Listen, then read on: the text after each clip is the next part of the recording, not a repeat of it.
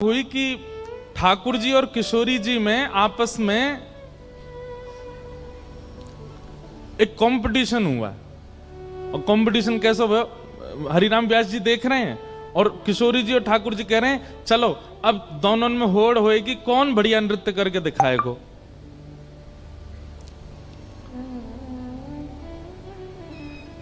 पहले ठाकुर जी आए तो ठाकुर जी ने आकर के अपने हाथ नहीं हिलाए, केवल पैरन से ही ऐसा नृत्य किया कि पैरन के नृत्य देख करके, वो पैरन की चाल देख करके, पैरंग की त्रिभंगता देख करके जितनी सखी थी सब जय जयकार करने लगी। ठाकुर जी ने नृत्य किया, अब बोले किशोरी जी अब आप करो।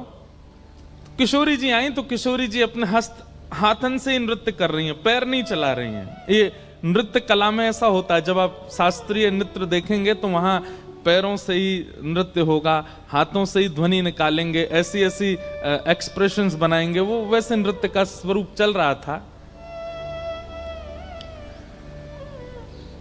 ठाकुर जी बोले हाथंते तो कोई भी नृत्य करेगा, पामंते करके दिखाओ, हाथ नहीं हिलने चाहिए, बस पामन से नृत्य करो। तो किशोरी जी जैसे ही नृत्य करने आई तो आप नृत्य करते करते करते करते करते करते किशोरी जी ने ऐसी गति पकड़ी चरणन से कि सबके नेत्र खुले रह गए, अपलक नेत्रन से सब देख रहे हैं और श्री जी नृत्य कर रही हैं। हरिराम व्यास जी के नेत्र सजल हो गए किशोरी जी के नृत्य को देख के। लेकिन तभी क्या हुआ, किशोरी जी के एक चरण का नूपुर टूट गया।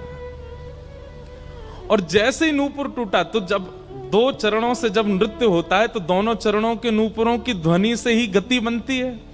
अब एक नूपुर जैसे ही टूटा तो एक पैर की गति की आवाज आ रही है, दूसरे पैर की नहीं आ रही। तो कहते हैं 9 गुण तोरी नूपुर गयो। हरिराम व्यास जी ने कितनी द्रुत गति, ये बताने का विषय नहीं है, ये तो आपको सोचना पड़ेगा, ये तो आपको अनुभव करना पड़ेगा। हरिराम व्यास जी ने वही गति पकड़ी जिस गति से किशोरी जी नृत्य कर रही हैं, और पीछे जाकर के अपने जनेऊ को, ब्राह्मण जनेऊ पहनते हैं ना, जनेऊ को पकड़ करके तोड़ा और तोड़ करके किशोरी जी के नूपुर को, नृत्य करती हुई किशोरी जी के पीछे चलते चलते ही उस नूपुर में अपना जनेऊ पिरो करके बांध करके किशोरी जी के पैर में बांध दिया। नृत्य रुकने नहीं दिया किशोरी जी का।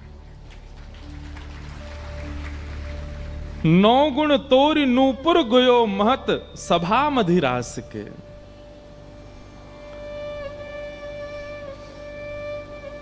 अब ये बताने में मैं बता भी नहीं पाऊंगा, आप ऐसे समझ भी नहीं पाओ। ये तो चिंतन करना पड़ेगा कि किशोरी जी नृत्य कर रही हैं, इतनी द्रुत गति से नाच रही हैं, और तभी हरिराम व्यास जी ने देखी कि एक नूपुर की ध्वनि नहीं आ रही, तो पीछे पीछे दौड़ करके और किशोरी जी के वह नूपुर को पकड़, दौड़ते दौड़ते पकड़ रहे हैं, उसमें अपना जनेऊ पिरो करके बांध करके किशोरी जी के चरण में बांध दिया। किशोरी जी रुकी नहीं है और वह जो प्रतियोगिता चल रही थी उसमें किशोरी जी की विजय हो गई, किशोरी जी जीत गई।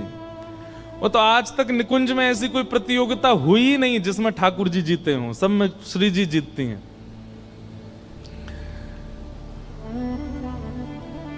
लेकिन किसी ने हरिराम व्यास जी से कहा, बोले 3 धागे का ये जो जनेऊ होता है ये इतना पवित्र माना जाता है कि अगर व्यक्ति शौच आदि के लिए भी जाता है तो ब्राह्मण लोग इसको अपने कान पर अंटा बांधते हैं, नाभि से ऊपर रखते हैं कि कहीं अपवित्र ना हो जाए। इतनी पवित्रता का ध्यान रखते हैं कि महाराज अगर ये सूतक घर में आ जाते हैं, सोबर आ जाते हैं, तो जनेऊ बदलना पड़ता है। और जनेऊ बदलने के लिए पंचगव्य पीना पड़ता है, सूर्य की आराधना करनी पड़ती है, गायत्री उपासना करनी पड़ती, तब जाके जनेऊ सिद्ध होके पुनः धारण होता है। इतनी महिमा वेद शास्त्रों में जनेऊ की कही गई और आपने जनेऊ तोड़ दिया। हरिराम व्यास जी का उत्तर सुनने लायक है। बोले भैया जनेऊ पहनवे तो कहा हो भाई, ये बताओ। बोले पुण्य मिलते हैं। जनेऊ पहनने से क्या होता है? देव ऋण, ऋषि ऋण, पितृ ऋण। हमारे ऊपर 3 लोन चलते हैं, बहुत सावधानी से सुनिएगा। 3 लोन हैं हमारे ऊपर। पहला लोन चलता है हमारे ऊपर देवताओं का, इसलिए समय समय पर देवताओं को जाके हम प्रणाम करते हैं कि उनकी कृपा से हम जी रहे हैं। ये लोन है उनका हमारे ऊपर। इसलिए कभी कभी मंदिर जाके उनको वंदन करना चाहिए। देव ऋण। दूसरा है पितृ ऋण। पितृ ऋण मतलब हमारे दादा, नाना, परदादा, जिस कुल में हम जन्माद्य पक्ष आता है तो हम उनके निमित्त भोजन कराते हैं आदि आदि, वो पितृ ऋण है। उन लोगों का ऋण है हमारे ऊपर। वो नहीं होते तो हमारा खानदान क्या होता, कुल क्या होता, गोत्र क्या होता। देव ऋण, पितृ ऋण, और तीसरा है ऋषि ऋण। हम सबके गोत्र हैं, कोई भरद्वाज है, कोई गौतम है, कोई अन्य अन्य सबके गोत्र हैं। इसका मतलब हम उन ऋषि की परंपरा में हैं। ऋषियों के नाम से ही गोत्र होता है, गोत्र कोई अलग नहीं हो सकता। तो उन ऋषियों का ऋण चल रहा है हमारे ऊपर। तो इसलिए देव ऋण, पितृ ऋण और ऋषि ऋण, ये तीनों ऋण हमारे कम होते हैं अगर हम जनेऊ पहन करके पाठ पूजा आदि करते हैं, तो धीरे धीरे घटने लग जाते हैं। हरिराम व्यास जी बोले देव ऋण, ऋषि ऋण, पितृ ऋण घटते हैं, गायत्री की उपासना होती है, पुण्य की प्राप्ति होती है, स्वर्ग अपवर्गों की प्राप्ति होती है, धर्म सुदृढ़ होता है जनेऊ पहनने से। भैया तुम सबरे तो अपने पुण्यन को, धर्मन को, ऋणन को कंधा पे डारे डोलो, मैंने तो तोड़ के श्री जी के चरणन में बांध दिए। मेरे सबरे धर्म, मेरे सबरे पुण्य, मेरे सबरे जीवन के जो भी मोह प्राप्त होने होगा, सब मेरी किशोरी जी के चरणन में है।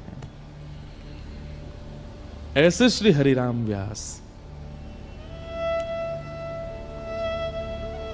जिनका चरित्र हम कल, और हरिराम व्यास जी की स्थिति बनी कैसे? महादेव की कृपा, महादेव की कृपा से। ऐसे श्री हरिराम व्यास जी को हम प्रणाम करते हैं। हरिराम व्यास जी का एक पद है, कल हमने वैसे कथा के विश्राम में भी एक पद गा करके व्यास जी को प्रणाम किया था, पर एक पद अभी अभी और मुझे दिख गया, तो मन में भाव आया कि ये पद गा करके फिर व्यास जी के चरित्र को विश्राम देंगे।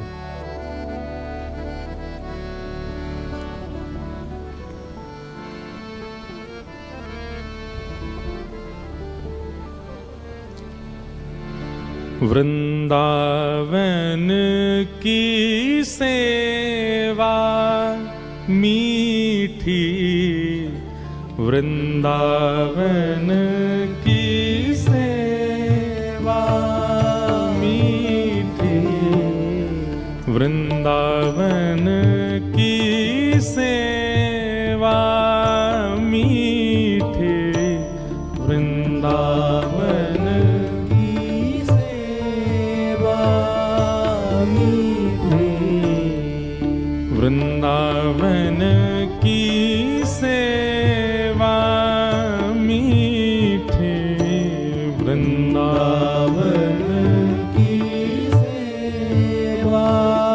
श्री हरिराम व्यास जी उपदेश कर रहे हैं, बहुत ध्यान से सुनिएगा। आप लोग जाके राधा रमण जी की सेवा करते हैं, श्री राधा वल्लभ जी की सेवा करते हैं, श्री बिहारी जी की सेवा करते हैं, फूल बंगला बनवाते हैं, 56 भोग करवाते हैं, पोशाक की सेवा करते हैं, सब करिए। लेकिन जब भी आप वृंदावन में कोई विशिष्ट सेवा करने जाते हैं, ठाकुर के साथ साथ धाम की भी सेवा किया कीजिए। हरिराम व्यास जी ठाकुर सेवा से ज्यादा प्रधान धाम की सेवा को बता रहे हैं। बोले भैया ठाकुर की सेवा करोगे तो ठाकुर को भाएगो, लेकिन धाम की सेवा करोगे तो ठाकुर को कैसा लगेगा, अगली पंक्ति में बता रहे हैं। वृंदावन की जो सेवा करता है तो ठाकुर को कैसा लगता है? श्यामा श्याम ही नी की लागत, श्यामा श्याम ही नी की लागत, श्यामा श्याम ही नी की लागत, श्यामा श्याम ही नी की लागत। कैसा नीका? ज्यों बालक ही कलेवा, ओ ज्यों बालक जैसे बालक को, छोटा बालक होता है ना, उसको कोई भी वस्तु दे दो, सब वस्तुओं को मुंह में लेता है, सबको खाता है, उसको खाना बहुत प्रिय होता है, पेट भरा हो तो भी खाता है, छोटा सा बालक।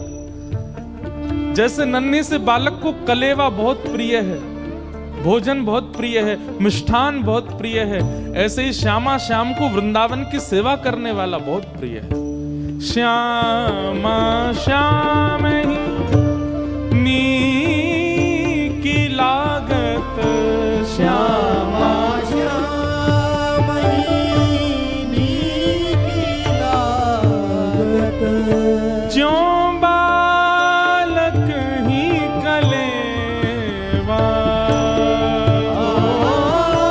ज्यों बालक ही कलेवा, मीठे वृंदावन की सेवा, मीठे वृंदावन की सेवा, मीठे वृंदावन की सेवा, मीठे वृंदावन की सेवा। हे कुंजनि कुंजनि कुसुम पुंज रची, कुंजनि कुंजनि कुसुम कुंजनि कुसुम पुंज रची, कुंजनि कुंज कुसुम पुंज सैन ऐन मधुमेवा, सैन मधुमेवा, हे मणि कंचन भाजन भरि सोंधे, मन कंचन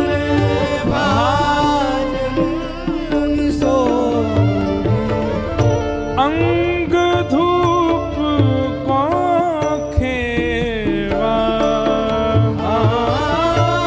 अंग धूप को खेवा, मीठे वृंदावन की सेवा, मीठे वृंदावन की सेवा।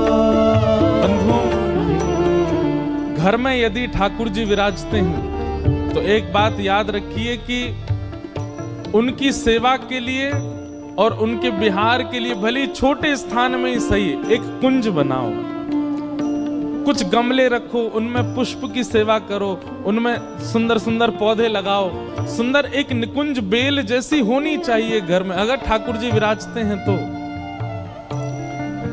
ठाकुर जी मंदिर में विराजते हैं, बाहर बालकनी है या कोई छोटा सा स्थान है, वहां पर एक छोटी सी कुंज बनाओ, बहुत बड़ी हो, विकसित हो, बृहत हो, अगर व्यवस्था है तो बड़ी करो, और नियम रहे कि उस निकुंज में, उस कुंज में केवल ठाकुर जी विराजेंगे। गर्मियों का समय आए, दोपहर के जैसे ही 12-1 बजे बजते हैं, ठाकुर जी की राजभोग सेवा करने के बाद पर्दा ना करके ठाकुर जी को कुंज में विराजमान कर दो और वहां पर्दा कर दो, ठाकुर जी को वहीं बैठन दो। सुंदर सुंदर पुष्प लगे हों, सुंदर सुंदर बेल चढ़ी हो, सुंदर निकुंज जैसी बनी हो, ऐसे घर को छोड़ ठाकुर जी कभी नहीं जाते, क्योंकि ठाकुर जी को निकुंज नायक कहा गया है। वो निकुंजों में भ्रमण करते हैं, और सही बात तो यह है निकुंज ठाकुर जी को नहीं, श्री जी को बहुत प्रिय है। आपको एक रहस्य की बात बताएं, हमारी किशोरी जी को ठाकुर जी को लाइट में देखना, प्रकाश में देखना, धूप में देखना अति प्रिय नहीं है।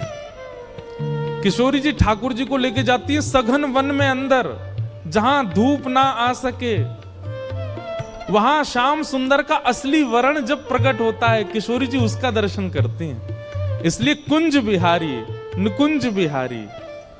क्यों? क्योंकि श्री जी को कुंज में ही ठाकुर जी प्रिय लगते हैं। इसीलिए बिहारी जी में आज भी लाइट नहीं है, प्रकाश नहीं है। ठाकुर जी को कुंज प्रिय है। तो जो लोग अपने घर में ठाकुर जी की सेवा करते हैं, प्रयास कीजिए कि छोटी छोटी कुंज बनाइए और उस कुंज में उत्पन्न होने वाले फल पुष्प, उनका प्रयोग अपने लिए नहीं, ठाकुर जी के लिए। ये वृंदावन की सेवा है। आप अमृतसर में बैठे निकुंज बना करके वृंदावन ध्यान करके। कई लोग कहते हैं महाराज जी ब्रज की रज नहीं लानी चाहिए। हम कहते हैं कि आप वृंदावन गए, 4 दिन रहे, 4 दिन बाद वापस लौट के अमृतसर आए, आपके अंग प्रत्यंग वस्त्रों में ना जाने कितने ब्रज के कण आ गए साथ में। अब कपड़ा थोड़ी धो के आए हो वृंदावन में। हाँ, ब्रज की रज यदि लाओ तो वो इतनी व्यवस्थित स्थान पर होनी चाहिए कि उसका कोई अनुचित या फिर उसके प्रति कोई अव्यवहार ना हो। इसलिए सबसे बढ़िया है कुंज बनाओ, निकुंज बनाओ, सुंदर सुंदर पुष्प वृक्ष वल्लरी आदि सब तैयार करो और ब्रज की रज लाके वहां पधरा दो। नित्य उन कुंज निकुंज और पुष्प वृक्षों की सेवा ही वृंदावन की सेवा है। यहीं बैठे बैठे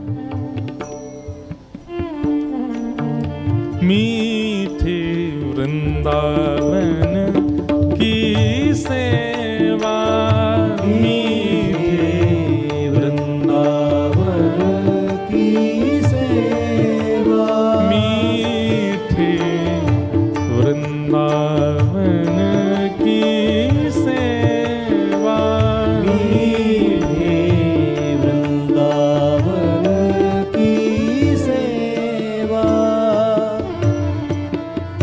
बिहरत सदा दुल्हन दुल्ह, बिहरत सदा दुल्हन दुल्हा, बिहरत सदा दुल्हन दुल्ह, बिहरत सदा दुल्हन दुल्हा।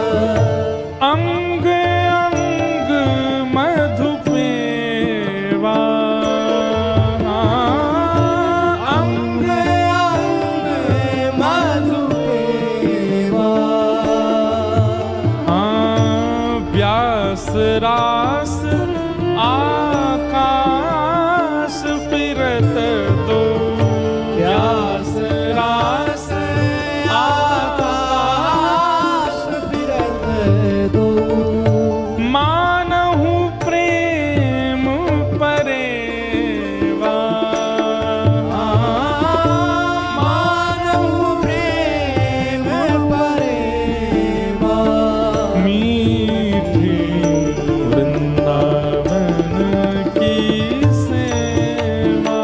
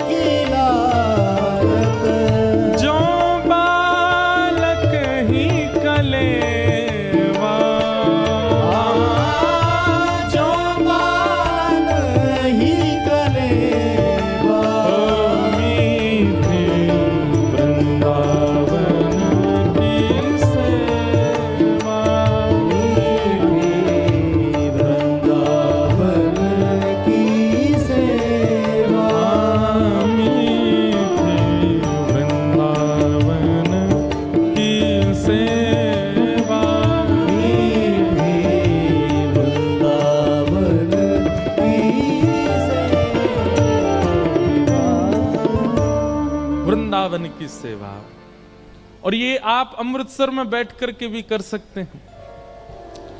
स्थान भगवत कृपा से अगर आपको बहुत बड़ा मिला है घर, तो वहां तो बड़ी विस्तृत निकुंज बनाओ, लेकिन ठाकुर जी की कृपा से छोटी कुटिया है तो फिर छोटी सी निकुंज बनाओ। ज्यादा नहीं, 4 गमला ही रख लो, दो गमला को ही व्यवस्थित करो। ठाकुर जी बड़ी छोटी सेवा नहीं देखते, सेवा देखते हैं, और सेवा में बड़ी छोटी होती भी नहीं है। इसलिए निकुंज की सेवा, ये पुष्पों की सेवा, वृक्षों की सेवा, फलों की सेवा ठाकुर जी के लिए व्यवस्थित करना प्रारंभ करो। तो ठाकुर सेवा तो केवल ठाकुर सेवा है, लेकिन इस प्रकार से पुष्प वृक्ष वल्लरियों की सेवा, ये निकुंज वृंदावन की सेवा है और ये ठाकुर जी को बहुत प्रिय लगती है। हमने एक बात कही है भैया, आप तिलक लगाते हैं, कंठी पहनते हैं, एकादशी व्रत करते हैं, मतलब आप वैष्णव हो, लेकिन आप पर्यावरण से मित्र नहीं हैं, पर्यावरण से प्रेम नहीं है आपको, तो आपकी वैष्णवता से ठाकुर जी प्रसन्न नहीं है। ठाकुर जी को पर्यावरण बहुत प्रिय है। हमारे वृंदावन का पर्यावरण नष्ट होता जा रहा है, इसलिए कम से कम अपने घर के ठाकुर का पर्यावरण, उनके लिए सुंदर कुंज हो, निकुंज हो, मिट्टी हो, ठाकुर जी को कभी कभी वहां आनंद कराओ। वही बात श्री हरिराम व्यास जी कह रहे हैं, ठाकुर जी को नी की लागत वो मीठी लगती है। ऐसे श्री हरिराम व्यास जी को हम प्रणाम करते हैं।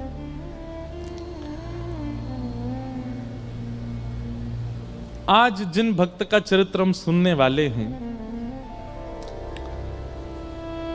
वे हैं भक्त भूप श्री रत्नावती जी, रानी रत्नावती।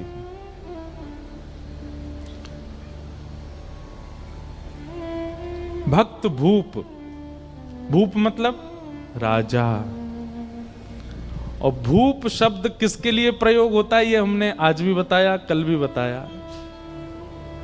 जो ठाकुर जी से ज्यादा ठाकुर जी के भक्तन के भक्त हैं। दासानुदासो भवतास्म भूयः, ऐसी भक्त भूप श्री रत्नावती जी।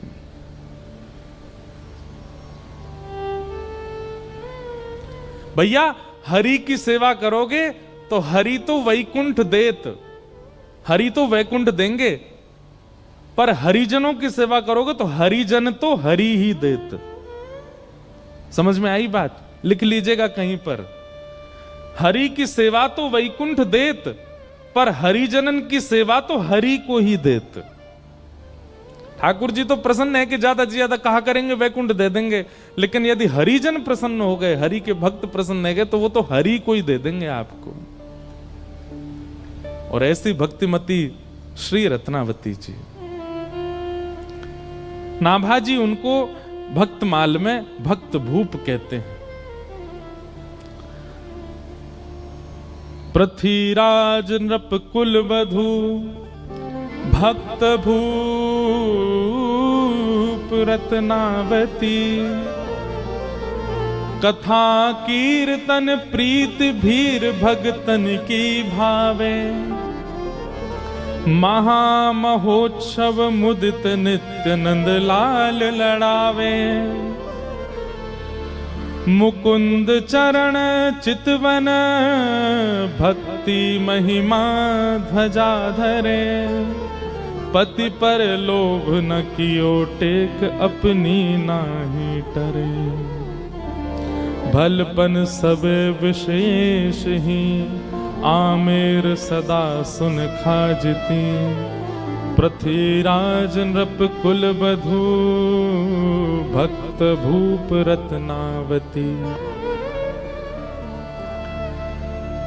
राजस्थान के आमेर घराने में जन्म हुआ भक्तिमती भक्त भूप श्री रत्नावती जी का। और यहां श्री नाभाजी ने, अब देखो जिनको नाभाजी के बारे में जानना है, जिनको भक्तमाल जी के बारे में जानना है, वो YouTube पर हमारी भक्तमाल सुन लेना। वहां हमने पहले दूसरे दिन पूरी भक्तमाल जी की व्याख्या बताई है। नाभाजी कौन है, भक्तमाल क्या है, जयपुर में हुई थी पिछले साल का था, वहां पूरा विस्तार, उसका विस्तार करा तो फिर 2 दिन निकलेंगे। श्री नाभाजी ने उन भक्तों के चरित्र गाए हैं भक्तमाल में, जिन जिन भक्तों के चरित्र उनके नेत्रों के आगे आते रहे, नेत्र बंद करके बैठ गए थे। जो भक्त सामने से आता दिखता उसका चरित्र लिख देते नाभा जी। ऐसा वर्णन आता है कि नाभा जी ने सबके चरित्र लिखे, लेकिन ब्रज भक्तों के चरित्र उनके चिंतन में नहीं आए। तब उन्होंने अपने गुरुदेव श्री अग्रदास जी से कहा, हे गुरुदेव, सबरे भक्त मेरे चित्त में आ रहे हैं, पर ये ब्रज के भक्त मेरे चित्त में क्यों नहीं आ रहे? तब उनके गुरुजी ने कहा कि देखो, तुमने भक्तमाल लिखने के प्रारंभ में भगवान के 10 अवतारों की वंदना की थी। मत्स्य, कूर्म, बराह आदि आदि भगवान के 10 अवतारों का तुमने वर्णन किया। बहुत ध्यान से सुनिएगा। अग्रदास जी बोले, तुमने भक्तमाल के प्रारंभ में भगवान के 10 अवतार का वर्णन किया, तो उन 10 अवतारों की जिन जिन भक्तों ने आराधना की वो तुम्हारे चिंतन में आ रहे हैं।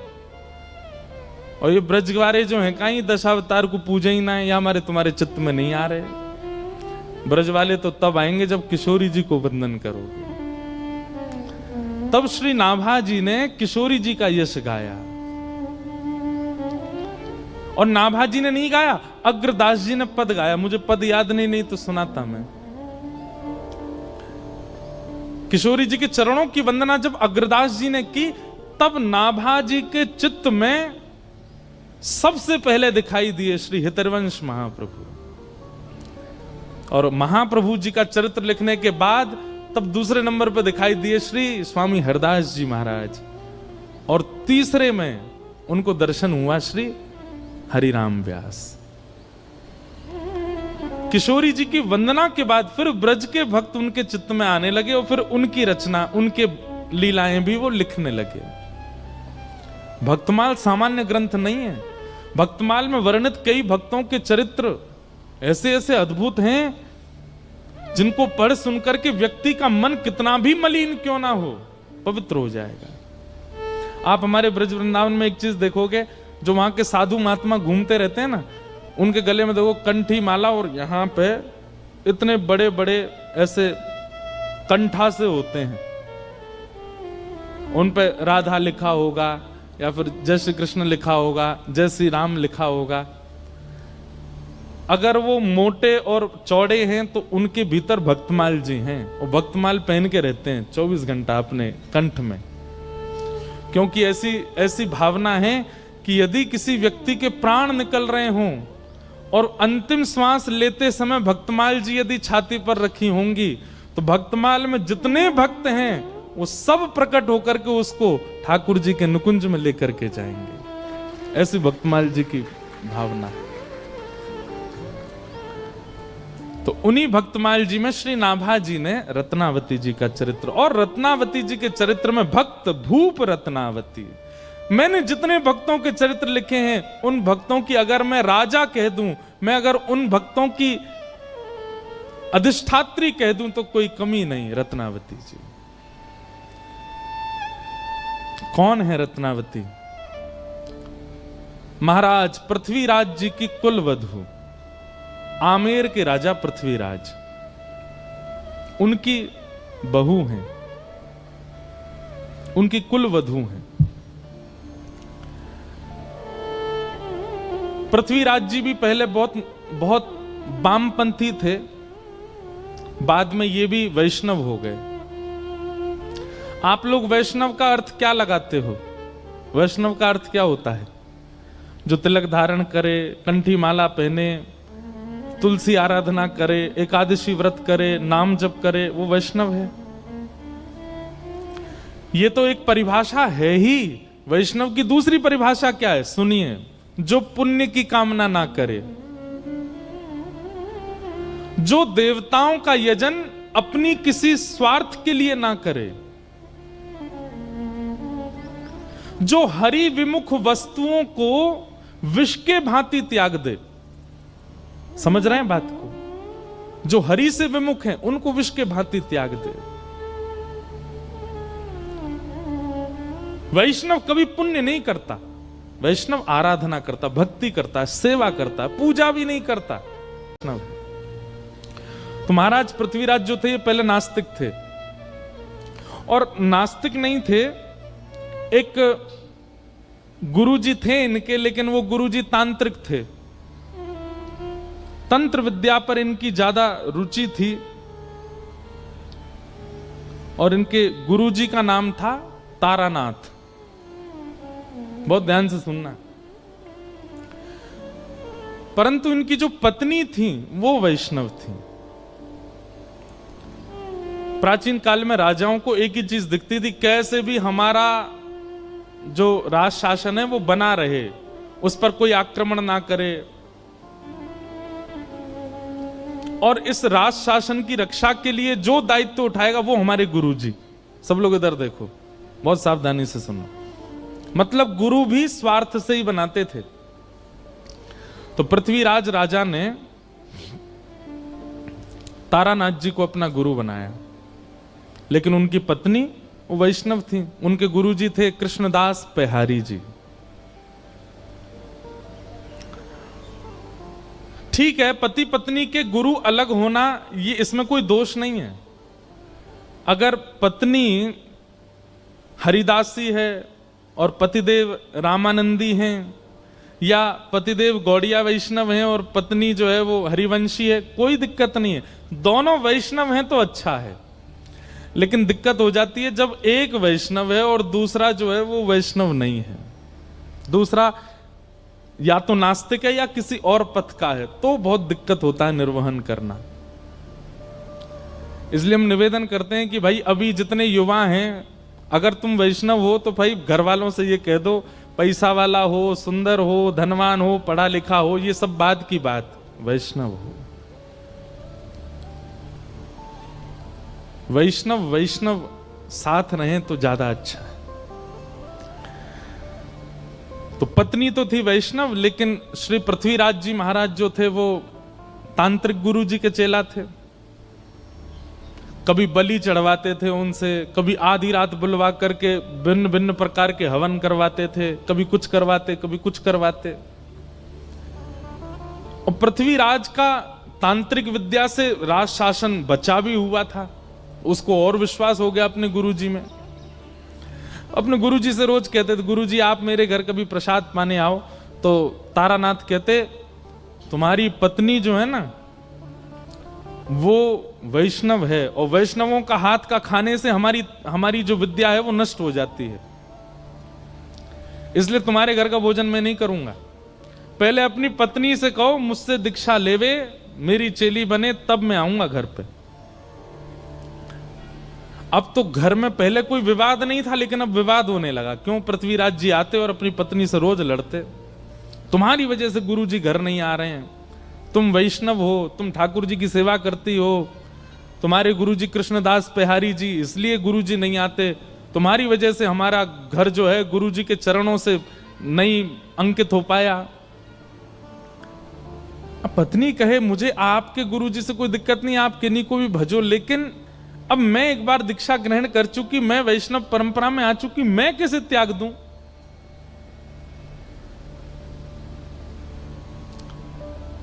गुरुजी तो घर आते ही नहीं थे। एक समय ऐसा आया कि पृथ्वीराज ने भी घर पर प्रसाद पाना बंद कर दिया। आश्रम जाते गुरुजी के पास ही भोजन करते। अब इससे परेशान हो गई उनकी पत्नी, अब क्या करें?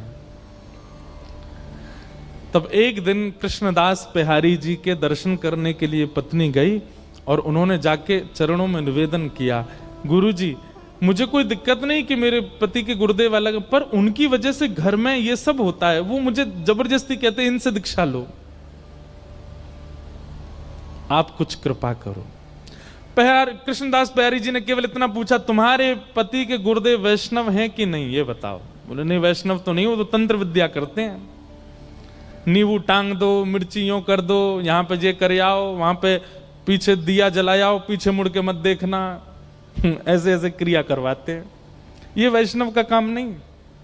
और एक बात और बोले आपको, बुरा तो नहीं मानेंगे, आजकल हम सब लोगों का रुझान भी ऐसी जगह बहुत ज्यादा हो गया। कई लोग आते महाराज जी हम बहुत दुखी हैं, हमारे जीवन में बहुत कष्ट है, तो हम उनसे अगर सीधे कहते नाम जप किया करो, ये महाराज जी कुछ नहीं जानते, यूं कह रहे नाम जप करो।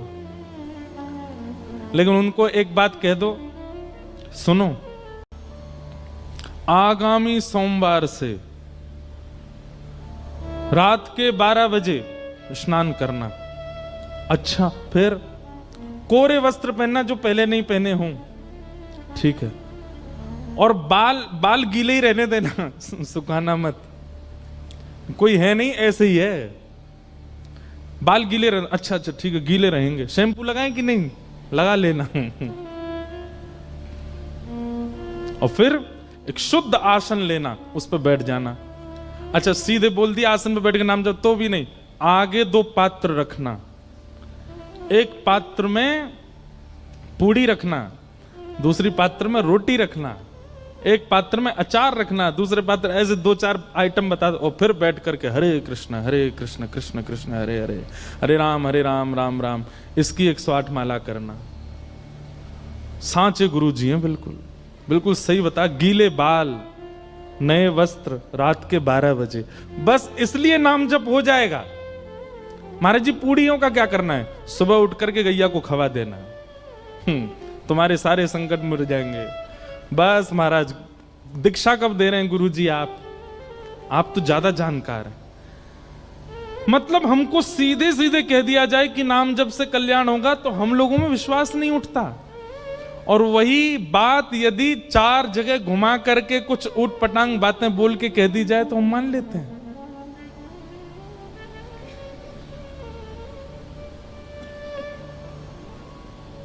एक बार शिवरात्रि पर मैं गया दर्शन करने महादेव के, तो शंकर भगवान पे काली मिर्च चढ़ी हुई थी खूब सारी। मैंने कि ये क्या है? बोले कि वो कुछ चढ़ा गए, ऐसे ऐसे होता है ये करने। मैंने जय हो, आज शंकर जी बेचारे पजर गए होंगे। क्यों? वैष्णव इन सब में इतने उसके लिए नाम सबसे बड़ा है, उसके लिए सेवा सबसे बड़ी, उसके लिए कथा सबसे बड़ी। अपना कर्म करता रहेगा, गिरना उठना ये तो स्वाभाविक है, संसार में सबके साथ होगा। किसी एक क्रिया से आप कभी ना गिरो, ऐसा नहीं हो सकता। आज नहीं तो कल, कल नहीं।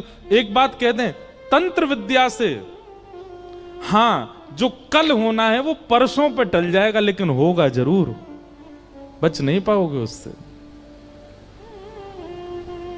इसलिए भैया जो आ रहा है आज ही भोग लो, काहे को उसको टालो इतना दूर। तो कृष्णदास बिहारी जी बोले, तुम्हारे पतिदेव के गुरुजी वैष्णव नहीं है? बोले वैष्णव तो नहीं है, वो तो ये सब क्रियाकलाप करवाते हैं। बोले रुको हम देखते हैं उनको जाके। और यहां बिहारी जी अपना कमंडल लेकर के और पहुंच गए। आमेर से थोड़ी दूरी पर ही तारानाथ की आश्रम था। वो आश्रम के द्वार के बिल्कुल बाहर जाकर के कृष्णदास बिहारी जी बैठ गए, अपना चिमटा गाड़ दिया, धूना लगा करके वो बैठ के वहीं अपना भजन करने लगे। भीतर जाकर के किसी ने हल्ला किया, बोले बाहर द्वार पर एक महात्मा बैठ गया, आकर के हवन आदि कर रहा है। तो एक तारानाथ जी ने ऊपर से देखा, तो देख करके बोले इसको हटाने का प्रयास करो, इसको यहां से हटाओ, कहीं ऐसा तो नहीं है अपने भक्ति प्रभाव से हमारी तंत्र विद्याओं को नष्ट कर रहा हो। सब लोगों ने जाकर के प्रयास किया, लेकिन कृष्णदास बिहारी जी को कोई हटा नहीं पाया। तब तारानाथ ने सोचा इनको तो मैं हटाऊंगा। तो उसने क्या किया, अपनी तंत्र विद्या से शेर का रूप धारण किया। और शेर का रूप धारण, उसको लगा ये डर के मारे भाग जाएंगे। शेर बन करके जैसे ही आया कृष्णदास बिहारी जी के पास, दहाड़ने लगा सामने खड़ा होकर के। कृष्णदास बिहारी जी बोले, हो तो तुम गधे और बन के शेर आए हो। कमंडल से जल हाथ में लिया और भजन के प्रताप से उस पर डाल दिया। बोले जो तुम्हारा स्वभाव है तुम वैसे बन जाओ। और वो शेर से गधा ही बन गए। और गधा बनकर के महाराज भागे भागे भागे दूर जाकर के कहीं गधा के झुंडन में खड़े हो गए। पृथ्वीराज राजा का नित्य का नियम था कि वो रोज अपने गुरुजी को प्रणाम करने जाते थे। आज जैसे ही गाजे बाजे दल बल के साथ में गुरुदेव को प्रणाम करने के लिए आए,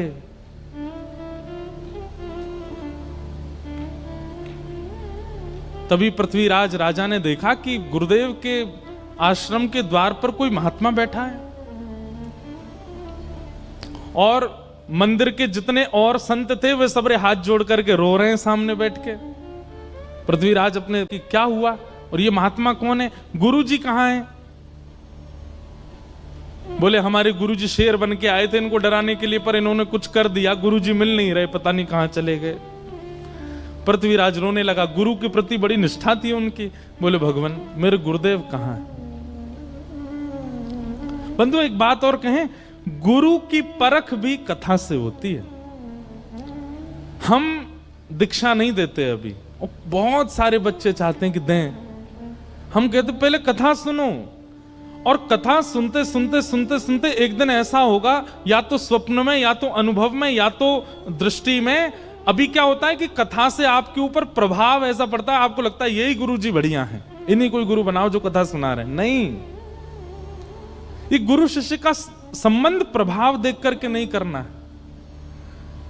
गुरुजी अपने आप आपके चित्त में प्रकट होंगे, अपने आप आपको ऐसा कुछ होगा जिनकी दृष्टि, जिनका स्वभाव, जिनकी चाल चलन, जिनका रूप, जिनकी वाणी आपको स्थिर कर दे, और कोई भावना चित्त में प्रकट ना हो, समझ जाओ वही आपके गुरु हैं। उन्हीं के प्रति गुरु भाव रखो, गुरु निष्ठता रखो।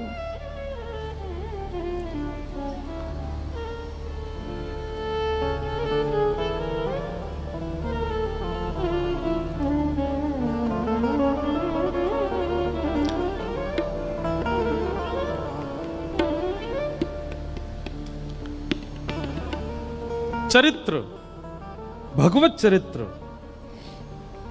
और भक्त चरित्र, ये भी सामर्थ्य प्रदान करते हैं, दृष्टि प्रदान करते हैं, अनुभव प्रदान करते हैं, कौन गुरु कौन नहीं।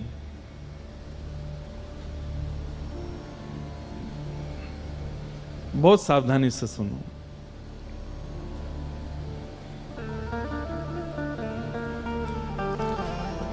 तो पृथ्वीराज व्याकुल हो गए और व्याकुल होकर के श्री कृष्णदास बिहारी जी से पूछने लगे कि महाराज मेरे गुरुजी कहां हैं, ये बताओ।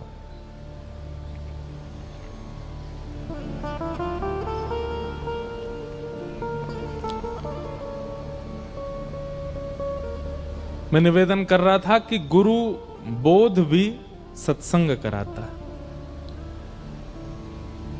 कई बार कई लोग ऐसे प्रभाव में पढ़कर के भी गुरु बना लेते हैं, और फिर बाद में उनको लगता है कि शायद हमारे जीवन में परिवर्तन नहीं हो पाया। गुरु वही जो हरि सो मिलावे,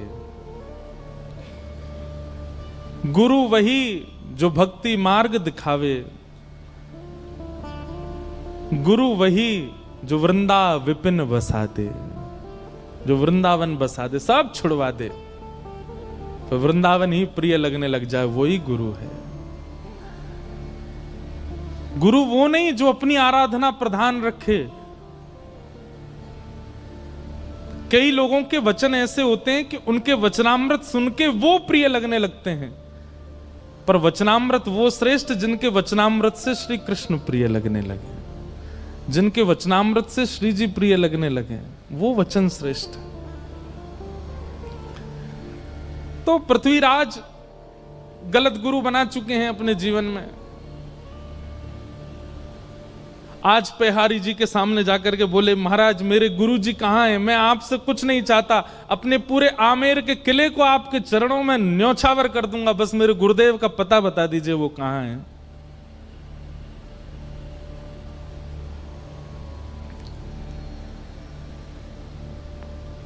पेहरदास जी बोले तुम्हारे गुरुजी अब गधा बन गए हैं।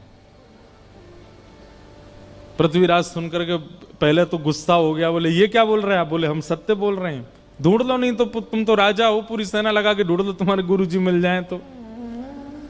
पृथ्वीराज ने यही किया, पूरी सेना लगा दी, 3 दिन निकल गए लेकिन गुरुजी नहीं मिले। अंत में आके बोले बताइए ना कहां? बोले हम तुम्हें बता रहे हैं, तुम्हारे गुरुजी गधा बन गए। तो बोले गधा बन के भी तो कहीं गए होंगे। बोले गधाओं के झुंड में जाके ढूंढो, मिल जाएंगे। बोले पता कैसे लगेगा? हाँ, ये हमारे गुरुजी हैं। तो तुम्हारे गुरुजी क्या करते थे? कानन में कुंडल पहनते थे, पैरों में कड़ूला, हाथ में कड़ूला पहनते थे। बोले हाँ, जो 4 कड़ूला वाले कान में कुंडल वाला गधा हो वही तुम्हारे गुरुजी हैं, जाओ ले आओ। पृथ्वीराज गया, गधों की खोज करने